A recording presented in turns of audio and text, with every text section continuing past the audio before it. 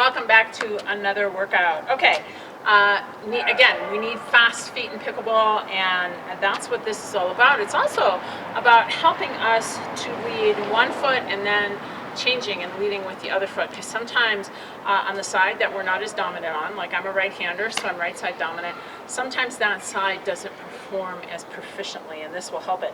So I just put out two objects. Really, I want to think about it as a line. So if you were at a pickleball court, you could do this over any of the lines on the court. And what we're going to do, I'm going to start with my right foot, start with whatever your dominant foot is, and step forward over the line with your right foot onto the ball of your foot, then bring the other foot over, and then step back with the right foot. So in this, the right foot is always leading over the line. And what I want to do when I do this is I want to look forward. I don't want to be looking down here at my feet, because in pickleball we don't look at our feet. We're looking at our opponents. So as you get the hang of it, then you pick this up and you go fast as you possibly can with that right foot always leading. Now, one thing I want you to notice, I stayed centered above my cones, or above my line. In this case, they're cones emulating a line. What I see a lot of people do, as they do this motion, we tend to list forward from the hips. So all of a sudden, I'm way out here, away from my line. As you do this, I want you to keep that line directly underneath you. We're going to do 20 seconds with your dominant foot leading, then 20 seconds with your non-dominant foot leading. So for me in this instance, it's my left. And you want to take this up as fast as you can go. And then the last 20 seconds, we're going to do a change. So start with your dominant foot. In this case, it's my right foot. And then I say out loud to myself, change. Then I need to change with leading with my left foot. Change. Lead with my right. Change. Change. Change. Change. What that does, it's really good for our brains as well as our footwork, because we're not always moving in the same direction on a pickleball court. Our arm exercises for today are a push press and a bicep curl, 30 seconds each. So the push press, we're going to come up here, and we're going to do a press up above our head, but we're going to use our bodies to help us to do that. So I'm going to turn sideways. So what you'll see is I have a slight knee bend, and as I straighten my leg, I want to press down into the ground in the ball of my foot and push the weights overhead, and then control them down. Bend, push, control. Bend, push, control. Bend, push, control. So that's the push press. Ladies, you can probably use somewhere between 5 and 10 pounds. Gentlemen, 10 to 15 pounds. Then we are going to take that into the bicep curl, and you should be able to use just about the same weight for the bicep curl. So what I want to do with the bicep curl is I'm going to turn this so my hands are facing away from me. I'm going to put my elbows right into my body. I'm going to bring it up, and you'll notice I don't bring it all the way into my shoulder here. I leave it just about here. That keeps tension on the muscle. And then when I bring it down, I don't allow my arm to extend all the way down. Again, that takes tension off the muscle as well. So I bring it up and then control down. Up, control down. Up, control down. Up, control down. 30 seconds of each exercise. Okay, we are going to do reverse lunges. And if you have a little knee issue, just don't go down quite as far.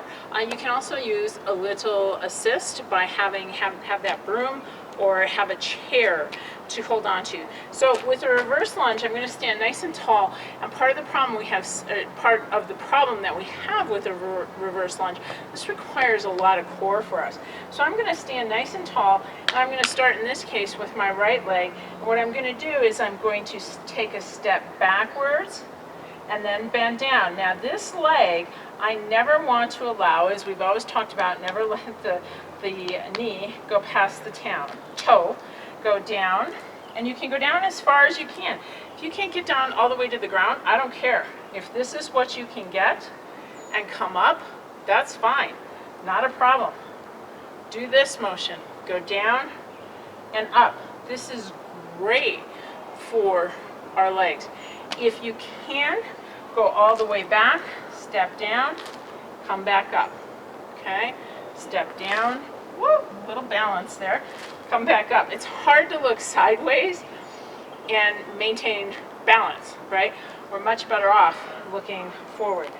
So I step back and I come up. If you want an extra challenge, come up, hold it, back, hold it, back, hold it. If that's too easy for you, grab a couple dumbbells. Ladies, 5 pounds maybe to start with. Gentlemen, 10. You're going to stand again tall, go down, allow the dumbbells to frame your leg, and then come back up. Down, frame your leg, come back up. As I come up, I'm always feeling like I am pushing down into the ground through the ball of my foot. Again, if you are new to lunging, there's nothing wrong with stepping back to here and then come up. Let your toe touch and come up. Hold on to something. Hold on to a chair. Hold on to anything. But even with bad knees, you can do lunges as long as you modify. For our core today, we're going to do bear planks, and then we will do side planks with a crunch. So for a bear plank, I am going to be here with my shoulders directly over my wrists. If you have a wrist issue, take your mat, take some extra towel, and pad yourself, okay?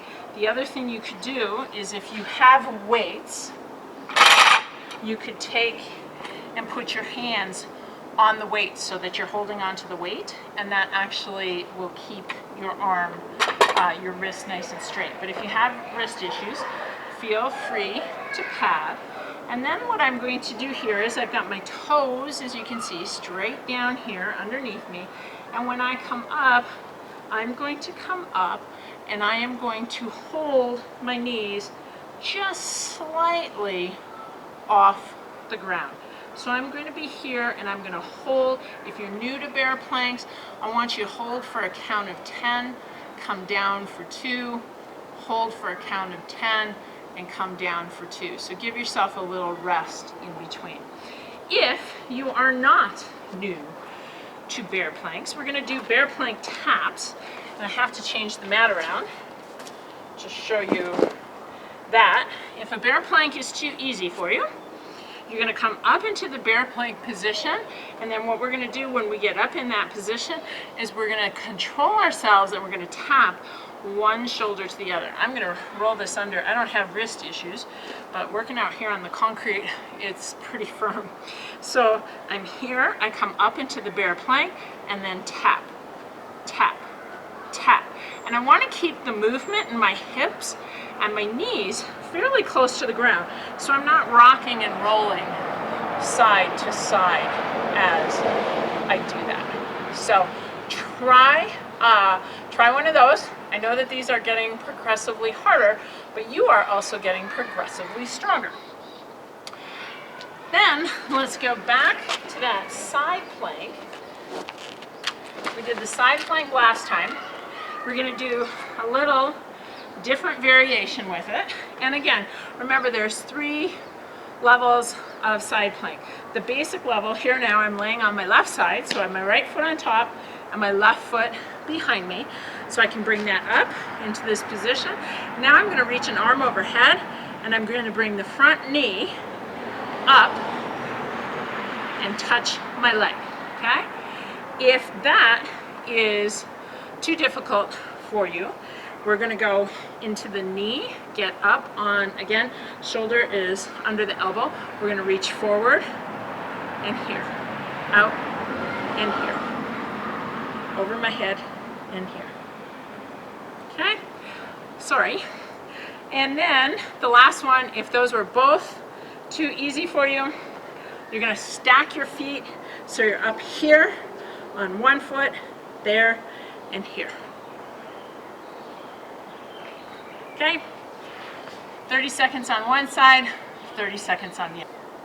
Our balance move this week is the single leg deadlift. So you can get a chair if you need a chair. You can have a broom if that helps you. As we lift the leg, lift by lifting the heel back. Let that come first. That will help you to control your balance as this happens. When on your supporting leg, I want you to feel that your toes are apart and that you are pressing your ball of your foot down into the ground. That will help connect you to the ground. So you can hold on to something if you need to, but here I am. I like to have my arms out. I'm going to look straight down. I'm not going to be looking at the camera. It's really difficult to look at the camera and do this. So I'm looking straight in front of me. Heel is leading first. I come up. And I want to take this to a position where I am parallel to the ground. And then slowly, I want to come back to my starting position. Now, if I'm doing the harder version, I want to keep my foot off the ground. If your balance isn't so great, you want a little easier version, go ahead and tap in between. But again, the heel leads. And come up,